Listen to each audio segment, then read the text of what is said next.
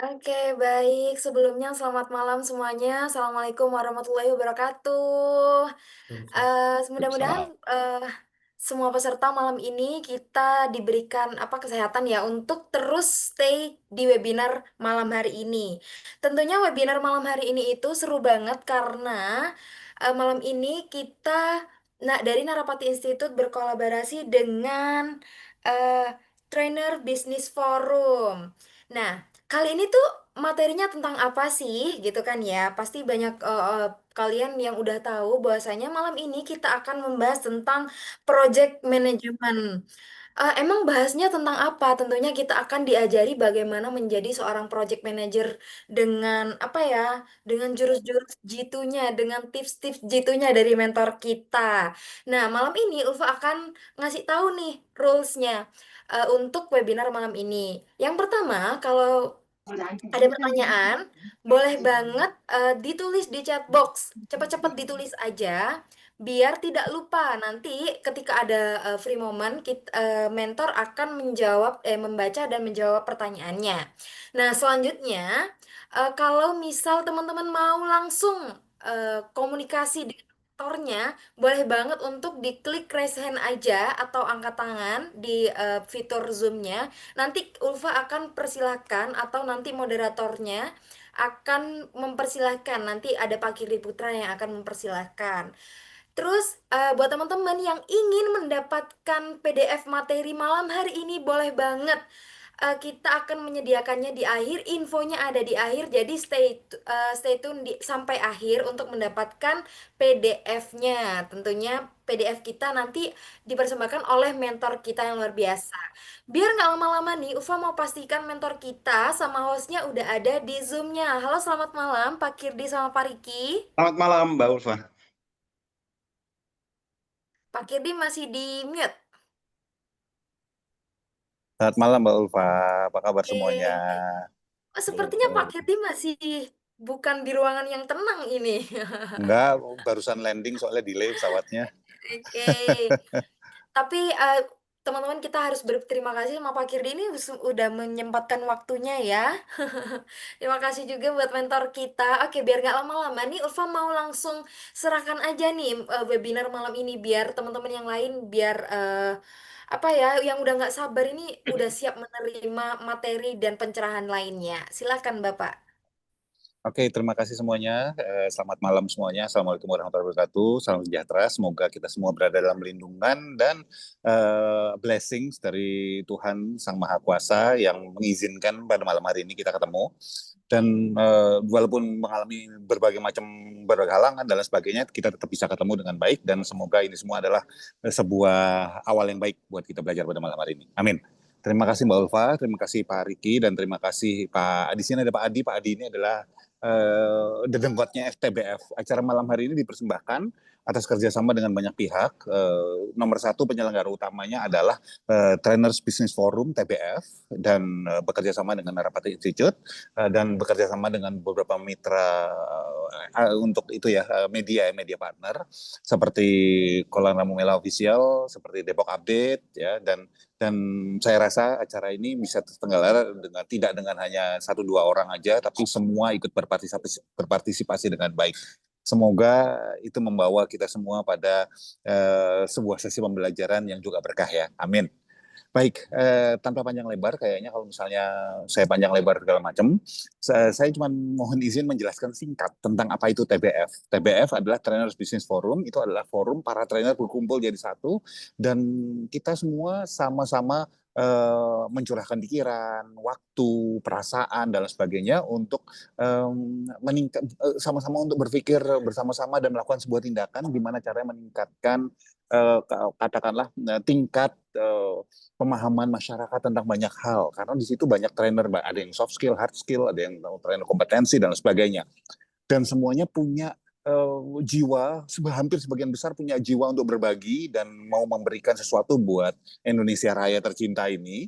Dan salah satunya hari ini yang kita hadirkan adalah Pak Riki Nuryadi. Ini adalah seorang pakar, salah satunya yang utama beliau adalah project management ya, dan juga beliau adalah seorang coach. Beliau juga adalah orang yang trainer profesional yang jadi kalau teman-teman semuanya gitu kira-kira butuh pemahaman tentang coaching, tentang project management dan tentang leadership dan sebagainya, Pak Riki adalah salah satu orang yang tepat, yang kalau misalnya kalian ketemu di jalan, jangan ragu-ragu, jangan sungkan-sungkan untuk menyapa-nyapa dan mengeluh-elukan Pak Riki. Gitu. Sapa lu, sapa lu gitu maksudnya.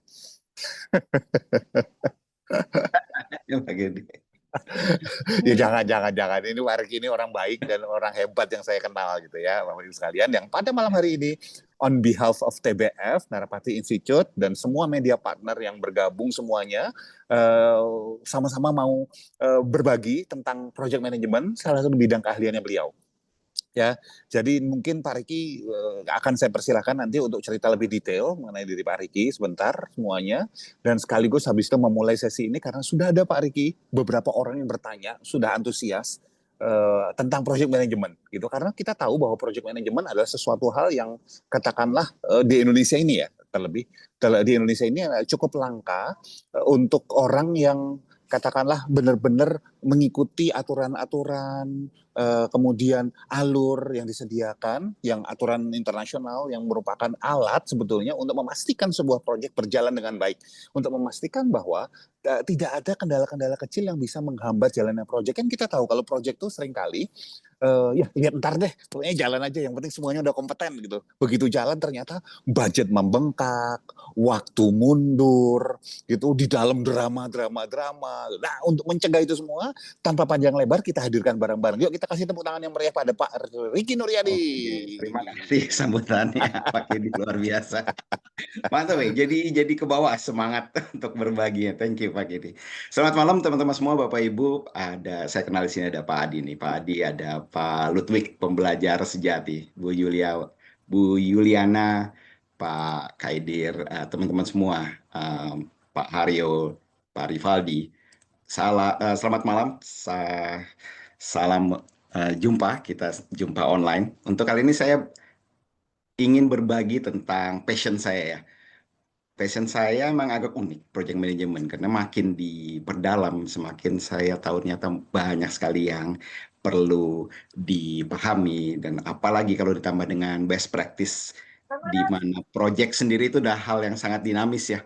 Setiap perusahaan, setiap project itu punya keunikannya, orang di dalamnya, dan paling tidak dengan Project Management Institute yang berhasil menyatukan konsep dari puluhan ribu project manager seluruh dunia dan membuat PMBOK ya, Project Management Book of Knowledge, sekarang sudah versi 7 dan mau keluar yang versi 8 ya, itu akhirnya berhasil mengumpulkan begitu banyak best practice, begitu banyak tools, metode, dan akhirnya ternyata ada 49 proses yang perlu dijaga. Nah, tapi untuk malam ini saya tadi dapat info dari Mbak Ulfa, saya ada waktu 1 jam.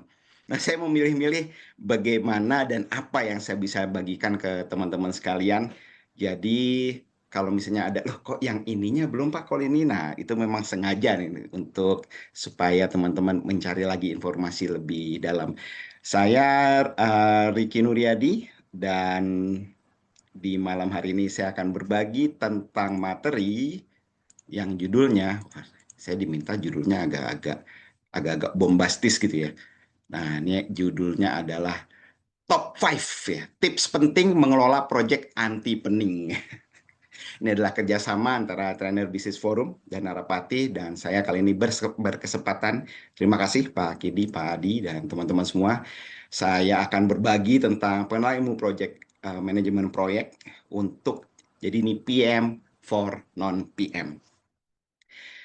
Oke, nah agenda kita pada malam hari ini, nah ini saya akan sedikit lebih cepat ya. Nanti silakan kalau ada pertanyaan tinggal diketik aja. Saya nanti akan ada sedikit saya sharing tentang apa itu dan dari mana datangnya proyek. Lalu nanti ada kisah sedih. Jadi saya pakai kisah sedih nih. Retaknya persahabatan karena istri. Wih, kayak apa ya? Nah, nanti kita lihat. Nanti di situ masuk nyata ada tips project management, tips pertama, kedua, dan ketiga. Lalu ada kisah serius. Wah, ini kisah serius nih. Tentang aplikasi mahal, project aplikasi yang tidak mau dibayar. Nah, ini saya masuk di sini adalah tips keempat dan kelima. Lalu nanti ada hikmah pembelajaran bersama kesimpulan. Dan sebenarnya project management ini saya bagi 5 tips. Sebenarnya saya tuh ingin membagikan 10 tips, bahkan lebih dari situ. Karena keterbatasan waktu, kita fokus top 5 yang sepertinya inilah yang bisa membantu orang melakukan project lebih baik, lebih proper, dan yang terpenting adalah tidak bikin pusing. Nah, jadi ini kita supaya punya kesamaan bahasa, supaya kita punya kesamaan pemahaman gitu ya. Sebenarnya apa sih proyek? Nah, kita misalnya ketemu temen gitu, ada proyek nih, ada proyek bos. Sebenarnya proyek itu apa? Gitu. Kalau misalnya dalam bahasa Inggris, it's a temporary endeavor to create, to produce a service, a product, or a result that is unique or special. Nah, biasanya dalam proyek itu selalu ada batasnya. Ada batasnya biaya, waktu, dan cakupan. Nah, ini proyek ya. Jadi kita sama-sama paham bahwa proyek itu beda dengan operasional. Beda dengan business as usual. Proyek itu ada batas waktunya. Bukan yang selalu dijalankan terus. Dalam misalnya manufaktur itu proses pembuatan spare part misalnya. Nah, itu adalah bisnis as usual yang dilakukan sebagai operasional. Nah, sekarang project itu jadi sifatnya temporary dan ada hal khusus yang mau dihasilkan. Nah, dari mana datangnya kita? Dari mata turun ke hati. Tapi kalau dari mana datangnya project, ada 4 nih Bapak Ibu sekalian. Nah, ada 4 source, ada 4 alasan kenapa orang itu bikin project. Yang pertama itu biasanya ada syarat, ada peraturan pemerintah yang harus diikuti. Jadi perusahaan itu misalnya perusahaan tambang harus punya standar safety sehingga harus bikin project untuk seluruh leader-leadernya mengetahui tentang K3LH atau standar OHAS 14.000. Nah, itu berarti ada peraturan pemerintah. Ada juga tentang peraturan masyarakat yang perlu dipenuhi. Contoh apa ya? Misalnya, ini adalah peraturan yang kayaknya hampir semua orang melakukannya dan jadi project. Misalnya apa? Resepsi pernikahan. Resepsi pernikahan project. Karena itu adalah tuntutan tanda kutip keluarga, tuntutan tanda kutip masyarakat. Kalau misalnya itu tidak dituntut, mungkin orang akan tidak perlu sampai bikin resepsi, tapi cukup pemberkatan di gereja atau cukup dengan penghulu. Tapi resepsi kayaknya harus dilakukan dan jadi proyek karena kalau tidak ada resepsi kok kayaknya kurang pas. Nah, itu alasan pertama proyek. Alasan kedua proyek ada sponsor, ada pemodal, ada klien yang minta, bos tolong dong bikinin. Nah, ada permintaan, ada request dari sponsor. Lalu yang ketiga, proyek datang dari perubahan teknologi, perubahan organisasi yang cukup signifikan sampai harus dibuat proyek. Misalnya ada teknologi yang baru dan akhirnya itu merombak cara kerja di dalam satu perusahaan. Nah, itu langsung jadi, wah, ini tidak mau, jadi harus ada proyek. Either yang duluan adalah perubahan strukturnya atau yang duluan adalah perubahan teknologinya. Misalnya ada SAP yang masuk ke dalam sistem Enterprise Resource Planning suatu perusahaan, mau tidak mau, akhirnya jadi project. Lalu yang keempat alasan datangnya project itu ada inisiatif pengembangan atau perbaikan. Contohnya yang paling mungkin teman-teman dari manufaktur itu cukup sering dengar namanya Lean Six Sigma. Nah, itu inisiatif pengembangan, inisiatif continuous improvement. Dari continuous improvement, dari data, dari root cause analysis, dan akhirnya ujungnya adalah membuat project. Nah, project improvement ini dan 4 alasan inilah sehingga project muncul. Sehingga bisa nanti ujung-ujungnya ada budget. Ada budget, ada project manager yang ditunjuk. Dan jalanlah project itu. Saya lanjut. Kalau fase-fase tahapan besaran ya, jadi ini adalah high level dari phase dan juga disebut ini adalah project life cycle. Dalam proyek-proyek waterfall, yaitu proyek yang umum yang ada perencanaan matang di depan dan ujungnya itu sudah bisa direncanakan. Ini berbeda dengan proyek-proyek agile ya. Ini adalah proyek waterfall, umumnya itu ada 5 tahapan. Dari inisiasi, perencanaan, eksekusi, pengawasan, dan kendali, dan penutupan. 5 fase life cycle project management waterfall ini umum diketahui di project jenis apapun. Dan ini berarti dari initiating, planning, execution, executing, lalu monitoring, control, and closing, ini dilakukan berturut. Namun biasanya 3 dan 4 itu berbarengan tuh. Karena saat project dieksekusi dan mulai, itu baru bisa mulai ada kendalinya, baru bisa mulai diawasi. Saat inisiasi, itu disebut juga integration management, di mana seluruh data untuk memulai feasibility study, business case, dan akhirnya project charter itu dibuat, dan akhirnya PM, project manager, ditunjuk oleh sponsor. Nih, project tolong jalan. Dan di situ planning masih high level, masih berupa milestone, tapi sudah bisa untuk request budget. Lalu di perencanaan detail dibuat. Kesepakatan semua disepakati secara detail dari time, cost, dan scope. Lalu eksekusi. Eksekusi ya berarti akhirnya kick off. Perencanaan di tahap 2 sudah jelas, sudah sepakat. Ini biasanya sudah ada dokumen project yang lengkap, bahkan sudah ada kontrak, mulailah eksekusi. Nah, eksekusi ini biasanya start antara 2 dan 3, anggap aja garis putus-putus, itu ada kick off meeting, kick off project. Projectnya pun tes, mulai dijalankan. Vendor dikasih tahu, mulai ada down payment dan segala macam, eksekusi dimulai, project start. Nah, di tahap 4 itu monitoring and control. Nah, di sini mulailah QC. Nah, di sini mulailah inspeksi dilakukan dan pastikan jalan sesuai rencana. Baseline di nomor 2, semua perencanaan yang dibuat itu dibandingkan dengan aktual. Jika jalannya sekian lamanya dalam membuat suatu work package, ya berarti harus segitu lamanya.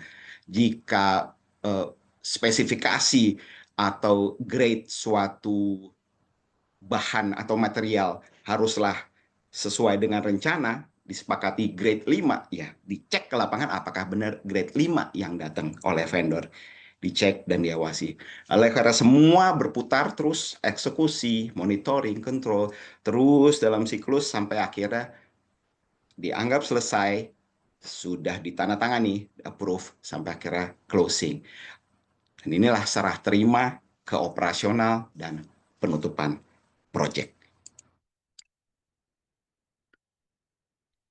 Oke, ini apa nih? Ini ada pertanyaan. Izin tanya, bagaimana cara menghadapi bullying dalam jalan suatu project? Misalnya kita dibully terkait event, desk job, di gatekeep. Oke, petunjuk malah makin ditekan, sebenarnya ketika semua kesalahan dilimpahkan. Wow, wow, wow, wow. Play victimnya makin disalahkan, atasan tidak peduli. Oke, ini kasus yang menarik sih, Mbak ya. Ada banyak di penjelasannya. Tapi kalau misalnya saya ingin mencari tahu apa sebenarnya alasannya, sebenarnya kita mungkin mesti diskusi lebih dalam. Tapi kalau lihat di sini, nanti mungkin setelah ini kita bisa lihat di mana sebenarnya yang bisa diperbaiki ya, Mbak Mita ya, Mbak Mita ya. Tapi di sini ada banyak yang ini mungkin culture-nya, mungkin leadership-nya, atau mungkin ini ada ketidakjelasan dalam RACI juga bisa, mungkin dalam RACI matriknya kurang jelas. Tapi memang di sini ada juga mungkin ada masalah soal senioritas, dan tapi kalau sekilas saya lihat ceritanya, ini kayaknya lebih ke culture ya. Tapi coba kita lihat ya, kalau misalnya dari yang saya jelaskan, mungkin ada yang bisa membantu untuk mengklirkan masalah dari Mbak Putri ya. Oke, makasih untuk pertanyaannya tadi Mbak Putri. Tapi itu kayaknya perlu untuk kalau ingin lebih jauh diskusi, bisa diskusi. Nanti kita cari root cause-nya itu sebenarnya di mana. Oke, nah ini saya mau share, ada banyak sebenarnya istilah-istilah penting dalam proyek ya. Jadi kalau di glossary-nya itu sebenarnya ada banyak ya, ada ratusan istilah-istilah. Tapi ada paling tidak 6 istilah penting dalam proyek, terutama yang baru tahu nih, proyek ya, ada ilmunya ya. Nah, paling tidak tahu 6 hal ini. Paling tidak tahu akan 6 hal ini. Yang pertama adalah Iron Triangle. Iron Triangle itu segitiga project. Nah, ini adalah segitiga di mana kalau satu itu akan mempengaruhi dua. Dan kalau misalnya orang sering dengar ya, mau bagus, tapi kok mau murah, mau cepat, nah itu ya.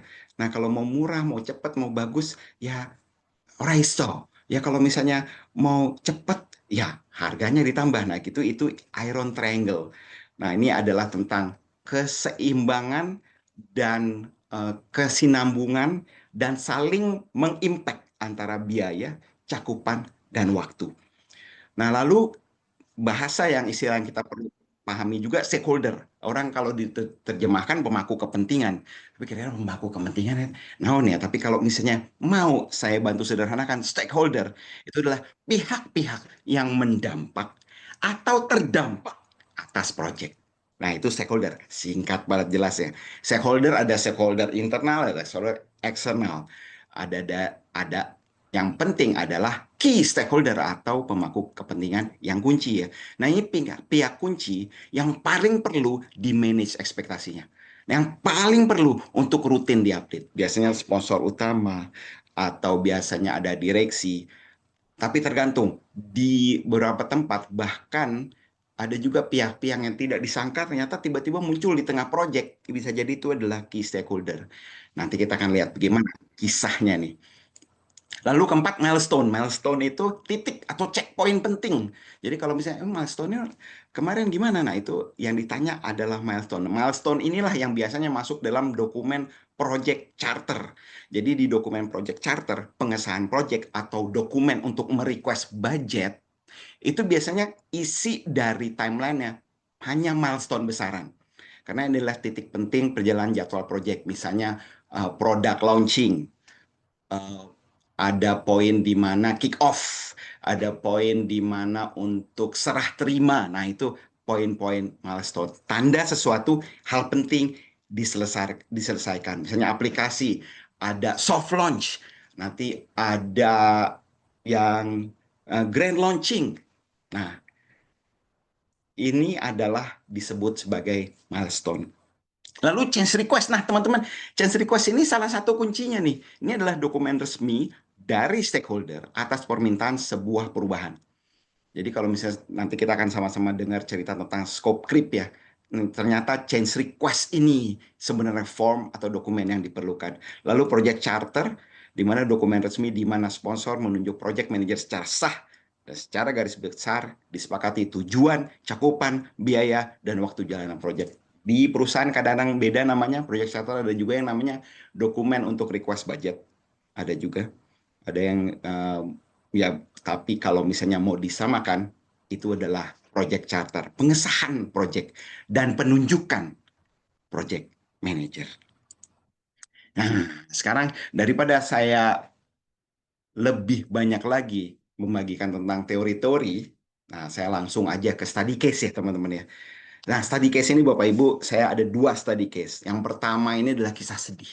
Retaknya persahabatan karena proyek istri. Loh, kok proyek istri? Maksudnya gimana? Nah, jadi bayangkan teman-teman, ada dua orang sahabat nih. Tokoh utamanya itu ada Rahmat dan James. Nah, si Rahmat ini pensiunan PNS. Lumayan uang pensiunnya jos lah gitu ya. Dia pengen bikin ada kafe impian dari uang pensiunnya. Cita-citanya sih sederhana aja. Sebuah tempat ngopi yang estetik, kekinian, dan bikin betah customer. Waduh, itu kayaknya terkesannya kayaknya sederhana aja. Dia ceritanya gitu aja. Nah, James itu sahabat kuliahnya si Rahmat nih. Nah, dia ini adalah kontraktor berpengalaman membangun rumah-rumah klaster. Oh, biasa sama developer-developer itu dia udah biasa dibikin rumah-rumah. Baik hati dan orangnya ini suka nggak enakan si James ini. Oh, ini teman baik. Dari kuliah, jalan kemana-mana. Asik aja. Nah, saat reuni kampus, Rahmat cerita nih. Dia pengen renovasi ruko lamanya jadi kafe. Nah, James langsung bilang, wits, gue bantu, Mat. Gue yang handle renovasinya. Lu tinggal duduk manis, terima beres. Nah, tahu banyak diskusi formal, terus setujulah mereka bikin proyek ya. Dengan kontrak sekedarnya, tanpa gambar kerja arsitektur yang disepakati bersama. Teman baik gue di dulu nih, zaman gue kere, dia yang nolongin. Wah, kata si Rahmat nih ya. Lanjut ceritanya. Rahmat nih ngasih arahan sih. Dia ngasih arahan mah dia ada maunya nih kayak pokoknya tuh ya kafenya estetik ya. zaman now kekinian, biar anak-anak tuh suka selfie gitu. Nah, James yang terbiasa dengan proyek rumah tinggal itu nebak-nebak nih gitu kan. Terus dia langsung nyuruh tukang-tukang yang beraksi. Nah, waktu lagi dibuat, Rahmat itu suka kirim link dari Instagram. Dia suka kirim link, ke WhatsApp juga kirim link. Woi James, tambahin tembok bata expose kayak gini ya. Eh, aku lihat nih konsep semi industrial seru juga. Nanti ganti langit-langit plafon pakai pipa-pipa rangka besi gitu ya. Bro, wih bagus nih. Ada tanaman vertikal di pojokan kayak link yang gua kasih kemarin. Nah, dia suka kayak gini si Rahmat nih. Nah, James si pemborong ini demi sahabat dan demi menjaga suasana, dia mengiyakan semua perubahan itu. Walau tidak ada revisi RAB-nya atau nggak ada juga penyesuaian waktu kerjanya nggak ada ya, dia usahain pokoknya dia janji sekian waktu di depan ya harus deliver gitu kan.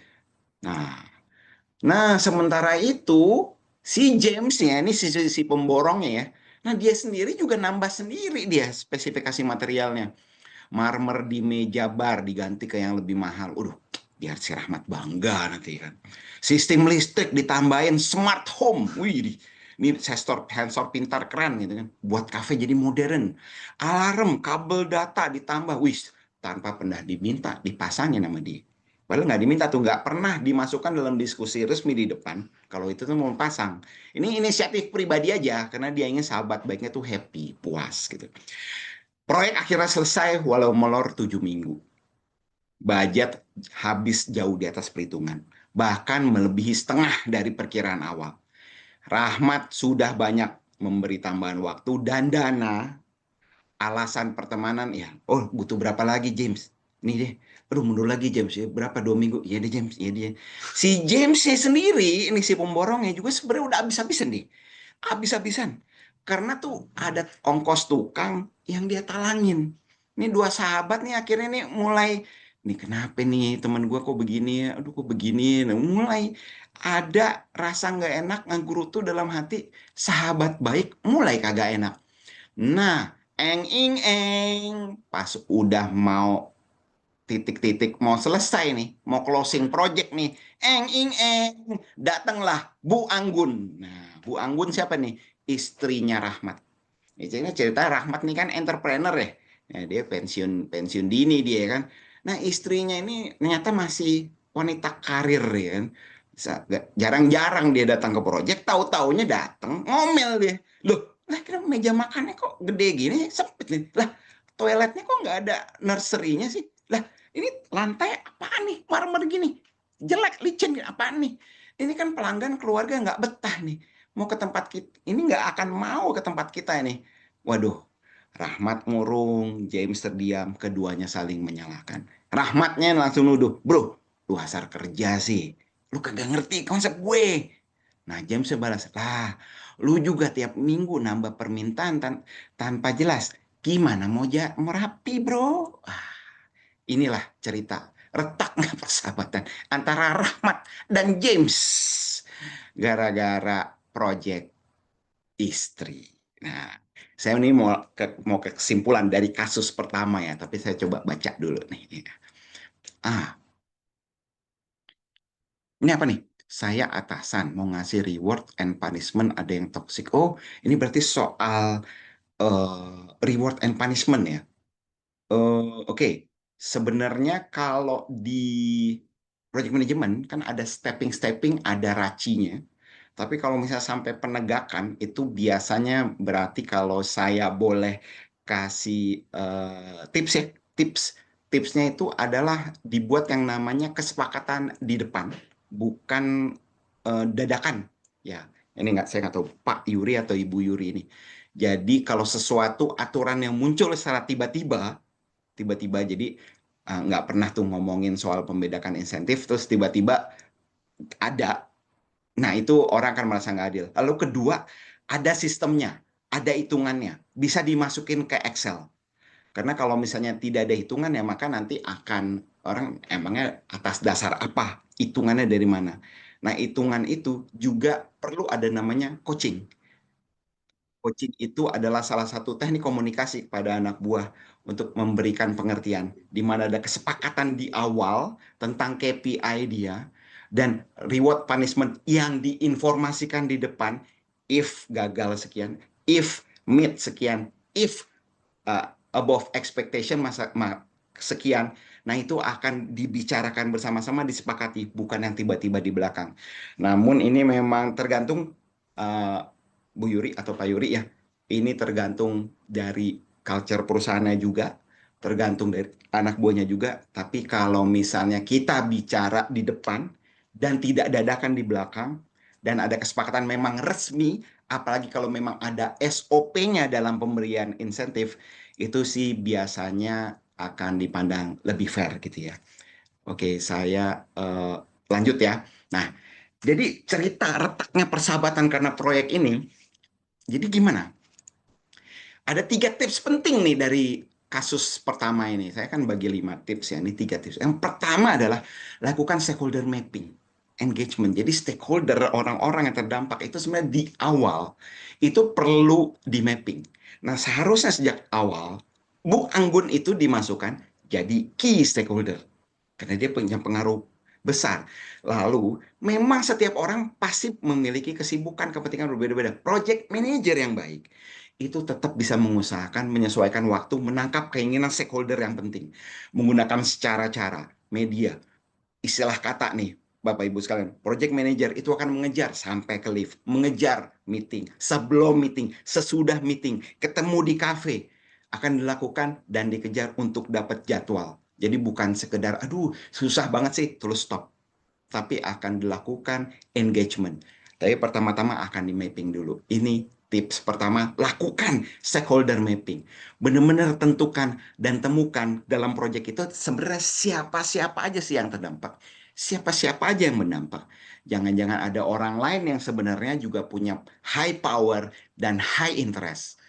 Kalau misalnya orang yang low power, low interest, mungkin kita bisa cuekin, kita bisa ignore.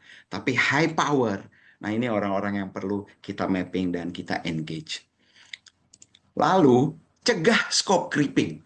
Nah, scope creeping ini, creep itu merambat ya. Kayak tanaman rambat, kalau teman-teman lihat, tanaman rambat tuh awalnya sedikit. Nanti lama-lama naik, naik, naik, naik, naik. Kayak orang merangkak kayak pelan, pelan, pelan, pelan, pelan gitu. Jadi, itu adalah cakupan tambahan-tambahan project yang kesannya kecil-kecil, dikit-dikit. Ya ini mana nambah, ini kagak apa-apa deh. Tolong dong dirubah, ininya sedikit aja nggak apa-apa. Tapi perubahan dari scope, perubahan cakupan, desain, penambahan setiap elemen seharusnya melalui approval change request. Nah, dampaknya itu akan ada namanya impact analysis. Impact analysis setiap perubahan sehingga nanti dianalisa dan bisa diceritakan ke klien.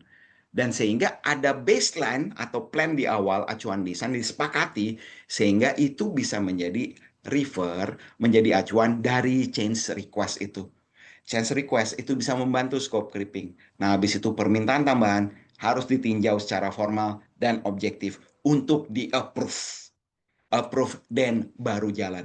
Aduh, repot banget. Iya, karena segala yang ribet di depan mencegah permusuhan dan keribetan yang di belakang. Namun teman-teman, kalau misalnya kita pelajari yang namanya integrated change request, untuk change request tuh ada level-levelnya. Kita bisa bikin ada auto reject, ada auto approve.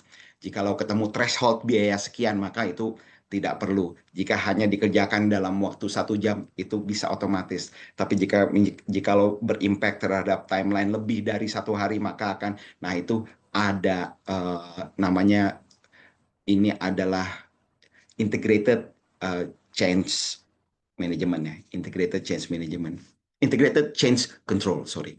Nah, yang ketiga, ini tipsnya adalah hindari gold plating. Gold plating itu bahasa Inggris dari sepuh emas.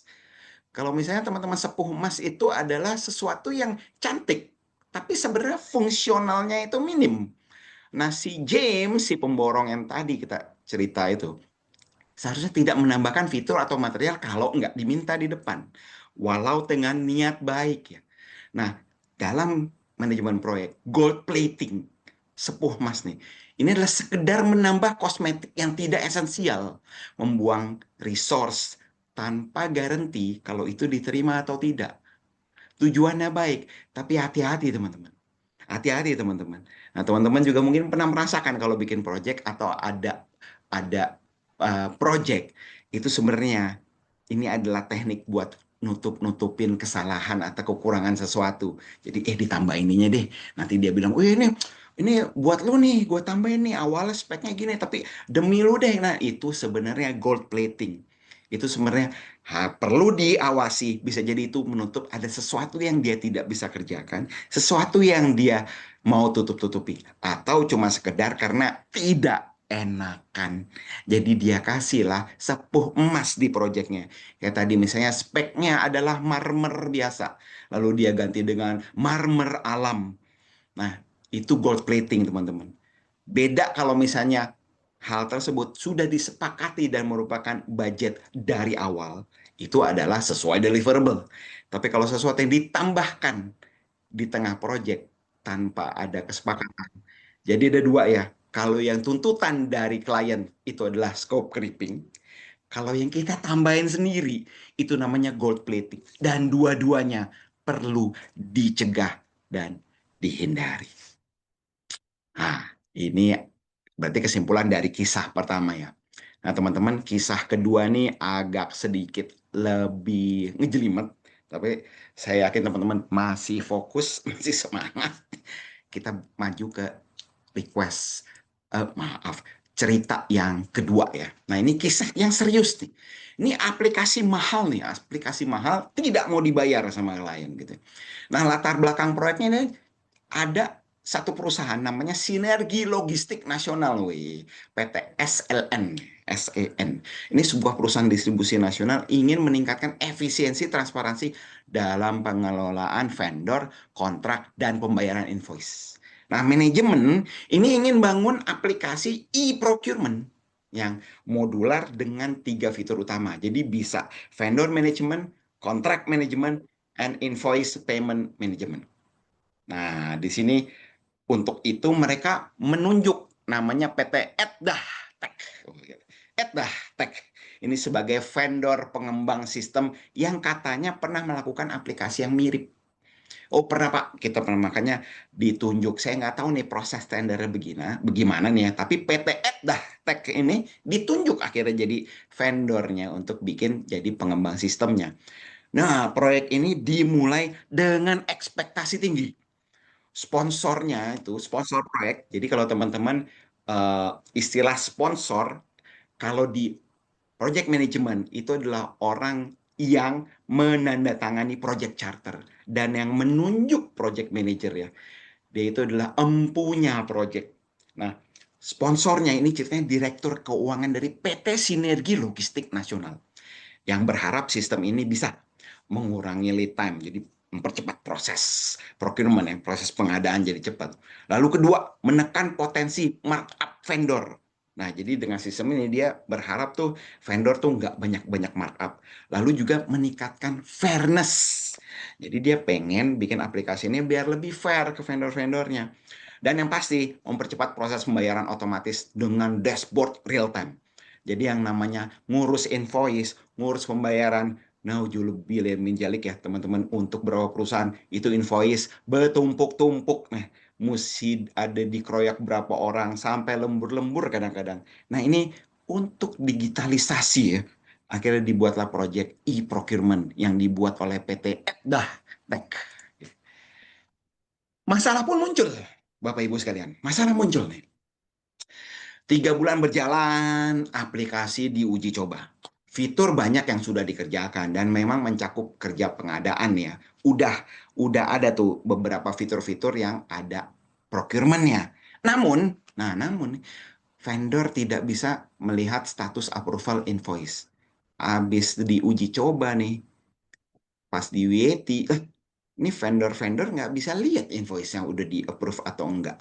Ini gimana nih? Finance juga nggak bisa batalin invoice, nggak ada voice opsi reject nih. Lalu kontrak nggak bisa dilampirkan lebih dari 1 file. Nah ini gimana nih nggak bisa modif di tengah proses. Jadi tuh mesti di delete lagi, ngisi lagi dari awal lagi. Buset dah. Lalu tim procurement juga nggak bisa mengirim reminder otomatis ke vendor. Sehingga merasa buat apa pakai aplikasi canggih tapi masih banyak manualnya tetap mesti masuk email satu-satu, diklik, di send, dibuat-buat apa. Nah, akhirnya tim project dari PT Sinergi Logistik Nasional kecewa, saudara. Kecewa dia. Ini akhirnya masalah muncul. Nah, ini ceritanya terjadi pembicaraan nih teman-teman. Terjadi pembicaraan. Sponsor klien tuh udah sangat kecewa. Ini lagi UAT ya, lagi User Acceptance Test. Direktur keuangan si sponsor ini nanya, mana dashboard status kontrak dan termin pembayaran saya? Mana dashboardnya? Di mana saya bisa monitor dan compare untuk service level agreement-nya vendor? Di mana? Mana? Ini udah milestone terakhir loh, mana gitu. Lalu si PM dari vendor tuh jawab, fitur ini nggak masuk skop awal, Bu. Kita sudah analisa SOP perusahaan. Hal-hal tersebut nggak ada, Bu. Waduh, dibilang kayak gitu, Direktur Keuangan nih makin marah besar. Loh, kok bisa nggak masuk skop project? Itu kebutuhan utama saya tuh, kebutuhan utama saya tuh. SOP apa? Yang mana? Apa kalian sudah benar-benar tahu real prosesnya? Udah lihat ke lapangan belum? Udah lihat belum proses realnya? Nah, akhirnya gara-gara ini, tim project dari PT Sinergi Logistik Nasional tidak mau mengapprove hasil UAT. Nggak mau approve, akhirnya tidak mau membayar termin pembayaran berikutnya. Ini bahkan meminta project manager membekukan proyek sementara, meminta untuk segera memberikan penalti. Nah, dikasih penalti, lalu ganti vendor pengembang aplikasinya. Ganti software house lain. Ganti. Nah, sementara itu dari pihak vendor, PM-nya, manajemennya, dan tim dari PT Dah Tech kelimpungan mencari cara supaya mereka bisa memperbaiki kesalahan mereka. Bagaimana mereka menghindari denda penalti karena one prestasi. Dah. Aduh, kesiannya saya kena teman. Kesian sebenarnya. Nah, coba kita gali, teman-teman. Coba kita gali nih, akar masalahnya ini gimana sebenarnya? Kok bisa terjadi tadi itu PT Dah Tech gitu ya, dari proyeknya bersama PT Sinergi Logistik Nasional. Coba kita gali nih akar masalahnya. Pertama nih ya, dokumen spesifikasi teknis itu minim berarti ini. Ini tidak tervalidasi oleh key stakeholder. Nah, berarti ada acceptance criteria atau kriteria penerimaan itu tulisnya cuma umum aja. Kayak user bisa membuat invoice mengajukan ke finance. Nggak salah memang. Tapi itu umum banget. Lalu nggak ada detail tuh. Fieldnya apa, workflow approvalnya, skenario detail kalau misalnya mau reject atau mau resubmit atau mau modify itu nggak ada. Lalu tim developer hanya nyusun mockup berdasarkan dugaan dan pengalaman, mentang-mentang udah pernah bikin. Nah ini yang pertama nih, root cause-nya. Yang ketiga, tidak ada proses interview atau observasi menyeluruh. Jadi ini si tim developernya, tim pengembangnya nih, software house-nya itu hanya minta lalu mempelajari file SOP lama yang besar kemungkinan sudah tidak relevan dengan proses yang real, proses terkininya. Nah, itu selain itu pada saat awal itu berarti tidak pernah lagi ada ke kantor si user, ke kantor si PT Logistik Nasional itu tidak menyaksikan, tidak observasi menyeluruh staff procurement tuh kerjanya gimana. Gimana vendor ngajuin invoice-nya gimana. Itu kertasnya dikirim kah, pakai amplop kah, di-scan kah, di email kah, itu gimana. Lalu gimana revisinya, modifikasinya gimana. Boleh nggak langsung revisi? Oh, mesti approval dulu. Tanda tangan siapa? Manajer kah? Atau mesti tanda tangan dari GM kah? Modifikasinya gimana? Siapa yang boleh melakukan? Tidak pernah ada observasi menyeluruh. Lalu, akar masalah ketiga adalah workshop pendalaman membahas blueprint atau functional business process workflow bersama. Kayaknya di DPES nih. Nggak ada nih kayaknya. Biar cepat jalan, nggak ribet katanya. Kan kata project manager vendor, kita agile aja, agile. Nah ini hati-hati teman-teman. Agile itu sering disalahgunakan karena sebenarnya itu agile dengan waterfall. Agile itu sering jadikan kambing hitam karena tidak melakukan agile dengan benar. Bilangnya itu project agile. Padahal mah itu agile itu, project gile. Sebenarnya itu males bikin planning, males bikin feasibility study, bilangnya agile. Padahal itu project waterfall. Nah, agile ini sebenarnya alasan aja untuk asal cepat, motong proses analisa. Jadi ada need analisisnya di fast, feasibility study-nya di fast, sehingga detail planningnya itu nggak ada. Di awal tim klien itu udah terlalu percaya sama pengalaman vendor, tidak memberi feedback dengan cepat. Nah ini nih, nggak ada blueprintnya. Tidak ada business process workflow fungsionalnya. Yang sama-sama, kalau bahasa Sundanya itu namanya co-create ya. Co-create, sama-sama dalam workshop membuat blueprint. Ini kayaknya di pas nih teman-teman. Nah, teman-teman sekalian, berarti 2 tips penting. Nah, dari kasus yang kedua ini. Ya, kasus kedua ini saya ada 2 tips penting. Kesimpulannya dari tadi root cause analysis ya, teman-teman Bapak Ibu sekalian. Pertama, scope-nya, soal cakupan, pastikan gitu. Scope atau cakupan itu tertangkap benar dan tercatat detail. Dalam project pada umumnya yang adalah project waterfall atau project prediktif, itu pastikan berbicara dengan stakeholder yang tepat. Kadang-kadang kita mikir, oh sama Pak ini aja nih gampang. Belum tentu Pak itu yang gampang diajak ngomong, belum tentu dia itulah stakeholder yang perlu diinterview. Kadang-kadang ada orang tertentu yang memang dialah penentunya yang perlu dicari informasi, digali. Nah, gunakan interview dan workshop. Lalu pastikan mempelajari dokumen yang paling terupdate. Kadang-kadang, bukan kadang-kadang, mungkin seringkali ditemukan perusahaan SOP-nya itu SOP legacy. SOP yang sudah 10 tahun lalu, SOP 15 tahun lalu yang tidak pernah diupdate. Yang sudah jauh beda, besar gapnya dengan real operasional yang ada di lapangan. Lalu, ini istilah yang teman-teman project manager juga perlu, namanya in scope dan out of scope. Pastikan apa yang in scope dan apa yang out of scope dalam project supaya kedua belah pihak paham. Jadi misalnya in scope itu adalah pengerjaan aplikasi. Out of scope misalnya implementasi di lapangan. Nanti siapa? Out of scope nanti tolong dari tim perusahaan ya yang akan woro-woro sosialisasi implementasi ke lapangan. Kita cuma bikin. Nah, itu in scope, out of scope, di-define di awal. Pastikan teman-teman, jadi dapat tercatat detail.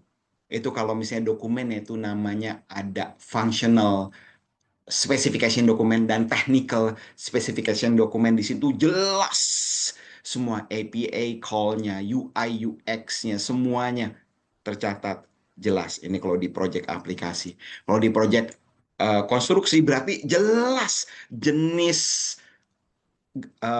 gagang pintunya, mereknya, ukurannya, tipenya, dipasang di mana, kapan, jelas. Tidak ada bahasa ambigu. Itulah yang berarti ini tips nomor 4 saya. Nah, tips nomor 5, tips kedua dari kisah serius tadi itu, kisah project e-procurement. Pastikan teman-teman tertangkap acceptance criteria yang tepat. Acceptance criteria atau kriteria penerimaan ya. Ini adalah suatu parameter suksesnya project. Suatu parameter di mana project bisa closing karena dokumen BAST, dokumen serah terima bisa ditandatangan sama stakeholder. Pastikan tertangkap. Nah, bedakan antara kelengkapan fitur sama kualitas fitur. Fitur dan kelengkapan dan kualitas is a two whole different thing. Is the two whole different matters. Karena yang satu ngomong soal completeness, yang satu ngomong soal correctness. It's a different thing. Nah, kelengkapan fitur atau grade sebuah spesifikasi teknis itu bisa dipastikan dengan tipe, ada kelas barangnya, dan ada standarnya. Umumnya tidak bisa didebat. Tapi kalau quality, kualitas, seringkali tergantung orangnya. Menurut kita ini high quality, tapi menurut orang belum tentu. Sehingga sangat debatable. Contoh kalau misalnya saya selalu, kalau misalnya saya saat training project management, saya selalu menjelaskan grade dengan quality ini, kalau misalnya kita ngomong soal daging, kalau misalnya kita ngomong quality, ada misalnya antara wagyu dan daging hamburger. Misalnya saya terpaksa nyebut brand, hamburger McDonald. Untuk orang yang lagi banyak waktu dan mau fine dining, wih, Wagyu jelas highest grade, highest quality juga.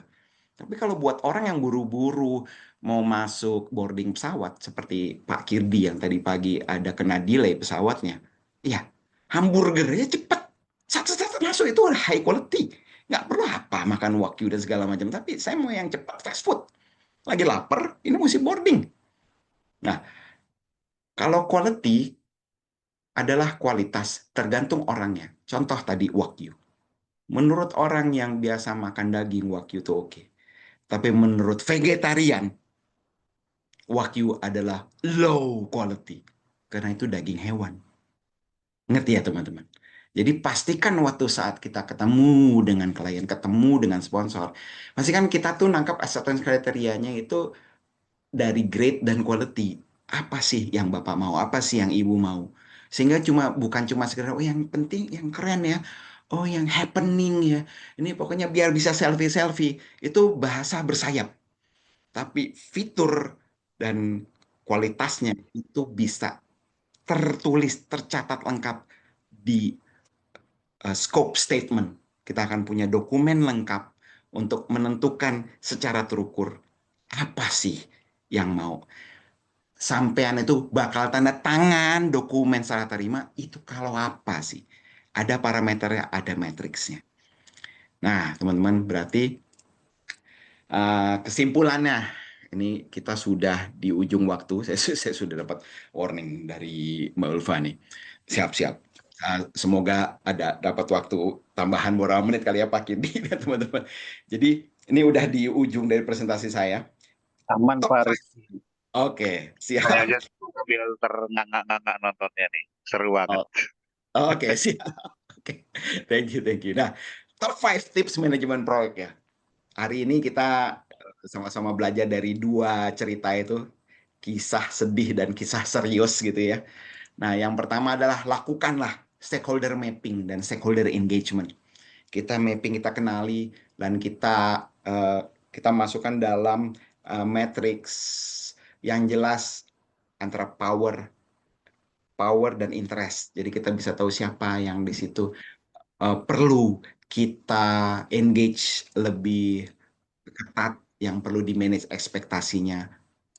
Lalu kedua, cegah scope creeping. Ini berarti dari klien ya, dari sponsor, dari pihak-pihak stakeholder. Kadang-kadang suka ada perubahan-perubahan kecil yang kita kadang-kadang suka nggak enak. No, project itu adalah hal profesional. Semuanya tercatat. Buatlah change, buatlah change request. Change request yang diatur sehingga tidak terjadi scope creeping. Lalu tahan, pastikan scope itu untuk benar-benar jangan langsung kita tahan, jangan langsung buru-buru jalanin proyek, tapi pastikan itu tertangkap benar dan detail. Bukan pakai asumsi, gue kenal tuh temen gue paling kayak gini, kan gue proyek-proyek kayak gini.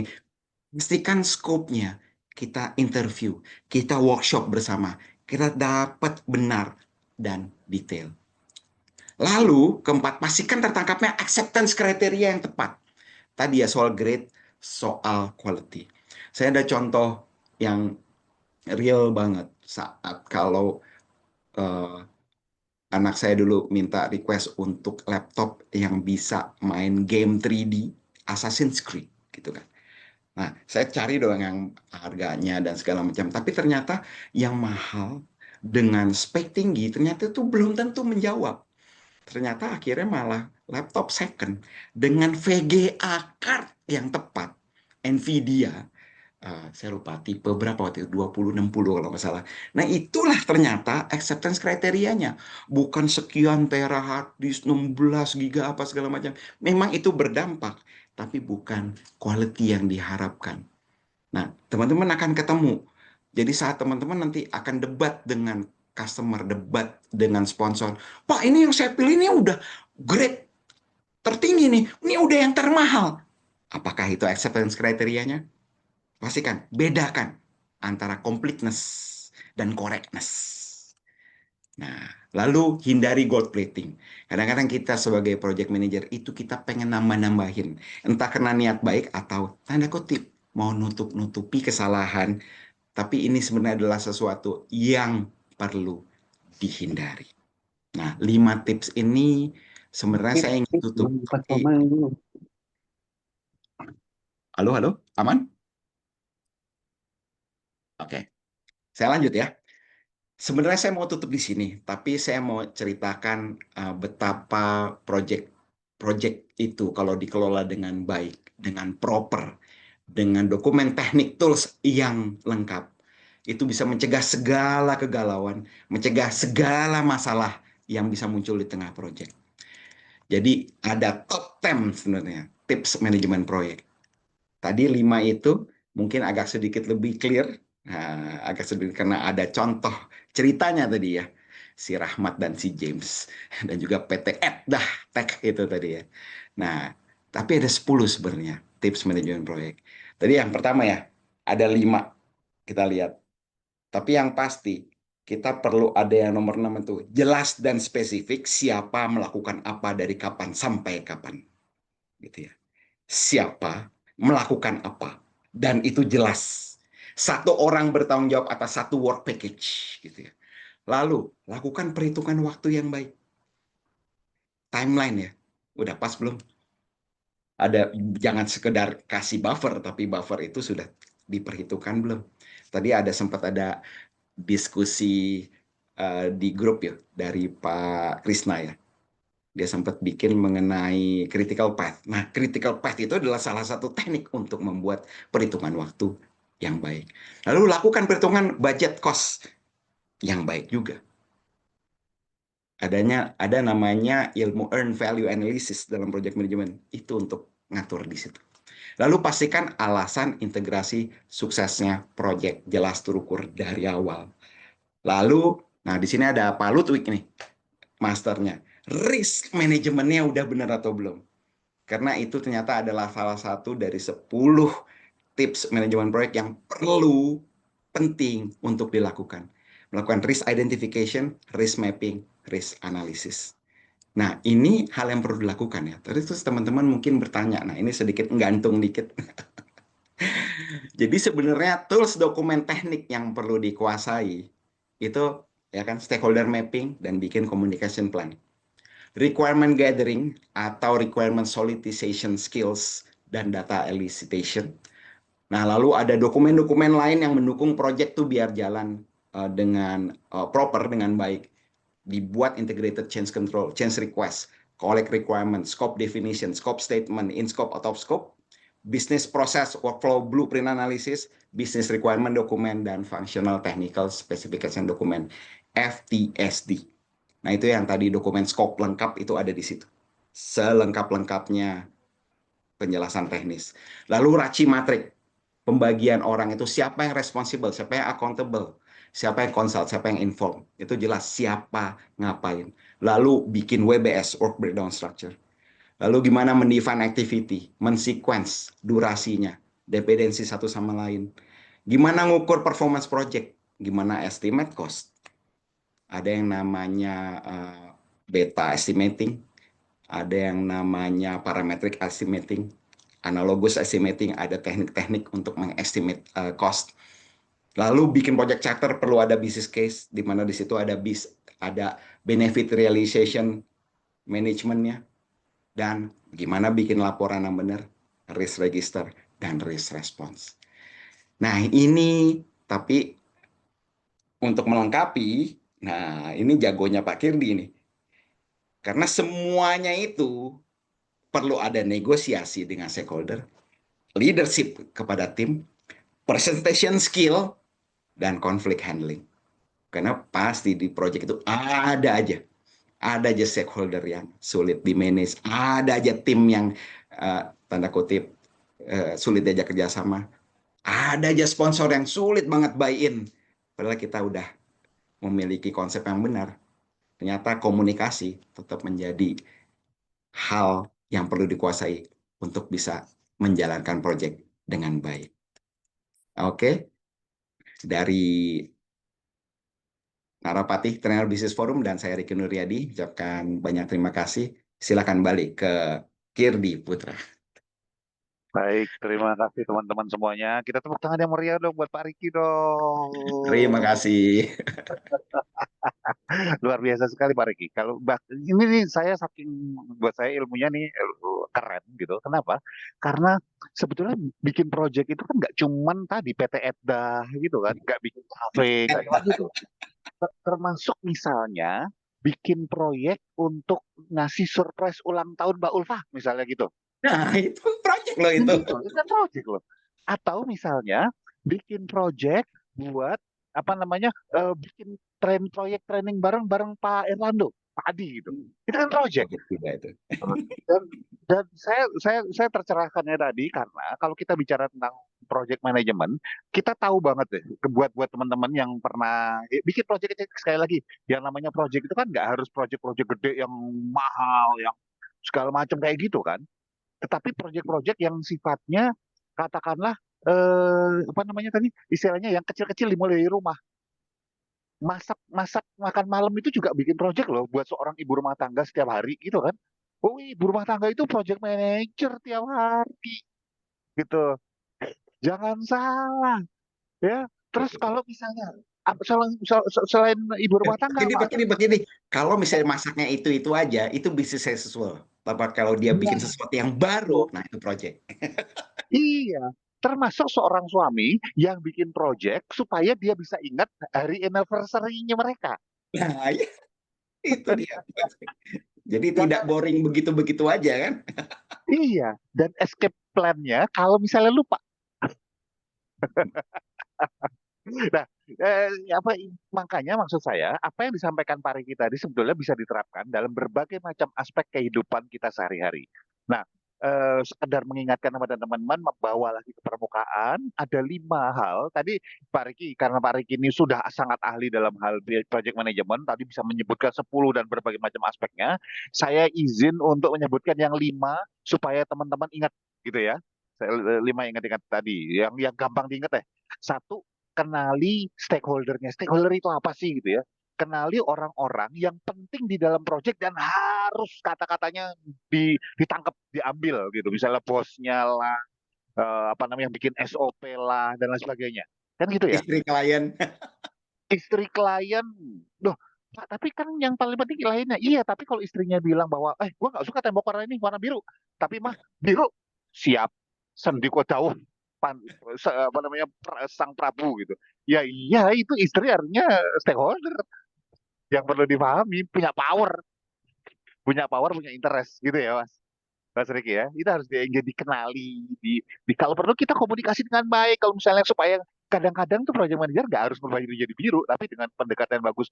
Bu, ibu kan sukanya warna pink. Bayangin kalau ibu pakai bajunya warna pink, sering pakai baju warna pink, terus datang ke kafenya warna biru, tabrakan nggak sih Bu? Iya juga ya. Nah, itu kan komunikasi. How to influence people and win a friend kalau kata-katanya Dale Carnegie zaman dulu, istilahnya gitu. Ya, yang nomor 2, cegah scope creeping. Ini bahasa lainnya adalah bikin segala sesuatu itu detail supaya nggak nambah-nambah terus dan bikin mahal, nambah-nambah terus dan bikin susah nolaknya gitu loh.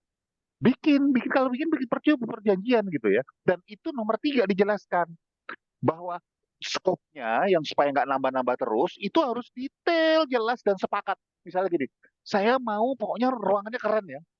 Keren itu nggak ada alat ukurnya bos. Gitu ya Pak Riki ya. Keren menurut you belum tentu keren menurut I lah, gitu kan. Jadi yang disebut keren menurut Anda apa gitu. Oh, ada ininya, ada TV-nya. Oh, TV berapa inch? Detail gitu loh. Oh, pokoknya ada TV nggak bisa. Nih ya teman-teman saya kasih tahu. Yang bikin teman sama teman berantem, PSBB, friend sama friend berantem. Kalau zaman dulu ada pelajaran zaman dulu. Yang tahu ini pasti umurnya udah ketebak deh. Gitu ya. Yang bikin teman itu berantem, itu bukan soal duit. Yang bikin teman berantem itu bukan soal project. Yang bikin teman sama berantem itu karena nggak jelas di depan dan ngomongnya gampang lah nanti, itu nggak usah dipikirin lah. Gara-gara kata-kata itu. Sekarang yang Asik aja, hadir asik aja. asik-asik aja deh, pokoknya gue bantuin gitu.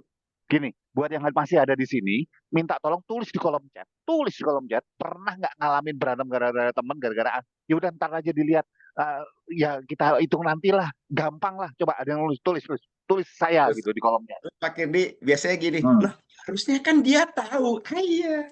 Nah, kata-kata harusnya tulis di kolom chat yang pernah mengalami berantem sama temen gara-gara itu. Coba tulis. Ayo, pernah nggak gitu atau saya gitu ada nggak? Ayo berani jujur nggak? Ayo. Eh, oh ada yang pernah. Terima kasih atas pengakuan jujurnya gitu. Ya, jadi teman sama teman tuh berantem tuh bukan karena duit, bukan karena proyeknya, tapi karena nggak jelas di depan. Lebih baik kan nggak enak mas ngomongin duit, milih mana lo? Nggak enak ngomongin duit di depan atau akhirnya nggak enak dan berputus hubungan puluhan tahun. Kalau saya sih mendingan ngomong di depan. Misalnya ngomong Pak Adi, pokoknya sekian ya di depan ya gitu. Jelas, clear. Mau besar mau kecil sepakat di depan. Dah, gitu. Mas Riki, gue ada budgetnya cuma segini nih Mas. Bisa nggak bantuin gitu? Ya, daripada hubungan saya dengan Mas Riki yang sudah berapa tahun Mas? Kita pertama kali kenal pas perang di Penogoro ya kalau nggak salah ya. Kayaknya waktu perang Napoleon waktu itu. Nah, Iya, iya. daripada itu, Dan dia lebih. dan Bro Kirdi, kita pernah dulu project kita yang saling gak enakan dan akhirnya jadi gak enakan. Untung kita kembali sahabat. Iya. Karena menggampangkan kan. Ah udahlah gampang Iya. lah bro, gampang lah bro. Akhirnya nggak enak. Aduh, ini jadi pengalaman lah nggak? Pengalaman. Jadi Pak Riki ini selain beliau certified internasional untuk project management, beliau juga Pak Riki ini juga makan asam garam pengalaman kehidupan luar biasa. Wow, nanti lain kali kita akan adakan katakanlah sesi berikutnya, ada sesi gratis berikutnya dan juga ada sesi berbayar. Jadi kita sedang mempersiapkan e-course buat Pak Riki ini. Ya, teman-teman yang mau belajar project management gampang, cepat dan saya nggak bilang mudah loh ya. Semua perlu belajar. Ya, tapi simple dan cepat. Kontak Mbak Ulfa, nanti akan ada e-course untuk project management, mulai dari zero to hero, ya teman-teman. Pengajar Iya. siapa ya? Pak Riki lah yang ahli. Kalau saya ngajar nggak jadi project manajemennya. Jadinya project project baca ekspresi nanti susah gitu ya. Oke, berikutnya kemudian cakupan acceptance kriterianya. Ya, jadi kalau misalnya sudah jelas bahwa apa skopnya jelas, pastikan kriteria proyek ini bisa selesai itu apa gitu loh. Jangan jangan nggak usah nama-namain, nggak usah bikin biar keren segala macam. Alah ya, kita sendiri capek, ternyata klien juga nggak, oh yang dilihat cuma beberapa poin, udah nyiapin 10 poin ternyata yang dilihat cuma 3 poin. Sakit hati sendiri ngapain? Udahlah jelas. Pak Riki pokoknya invoice ini bisa saya kirim kalau 1, 2, 3 terpenuhi. Oh kurang kurang Iya. satu lagi 4. Oh 4 baik 4 ya. Begitu selesai 4 ya sudah. Kalaupun mau nambahin, kesepakatan lagi aja. Karena kan banyak di antara teman-teman nih, saya yakin, mungkin nggak mau nulis, nggak mau ngaku gitu ya, tapi saya yakin di antara teman-teman pernah ngalamin, bikin sesuatu buat teman, terus dibilang gini, oh thank you ya, segala macam. Ya dia thank you doang, dia nggak ngelihat udah bikin gini, udah bikin gini, udah bikin gini. Padahal udah keren loh, padahal orang lain nggak ada loh yang kayak gini. Ya iyalah, yang dibikin kan kadang-kadang nggak tahu bos. Misalnya saya nggak ngerti konstruksi gitu, terus saya bayar misalnya Pak Riki gitu, bang konstruksi, oh, Pak Riki udah bikin, sudutnya itu 360 derajat. Ya saya ngeliatnya, oh keren. Ya gitu aja, Pak Riki bilang, ya kagak ada, bilang bagus kek, terima kasih kek, bilang puji kek, gitu.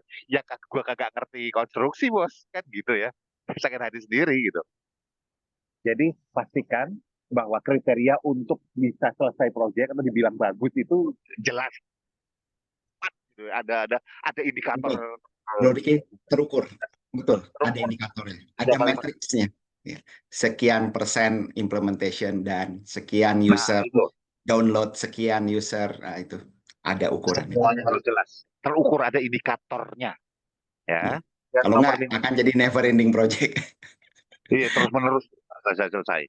Nomor 5 adalah hindari gold plating. Nggak usah dibagus-bagusin lagi. Kalau udah bagus, udah selesai, udah. Kalaupun mau dibagus-bagusin segala macam, mendingan perjanjian berikutnya. Lebih menguntungkan juga, gitu kan. Betul. Jadi kan Dan itu improve on the next project. Betul, betul. Dan masukin Gitu ke scope biar bisa nambah harganya. itu cara tepat dalam menghasilkan duit lebih dari project ala Pak Riki ya.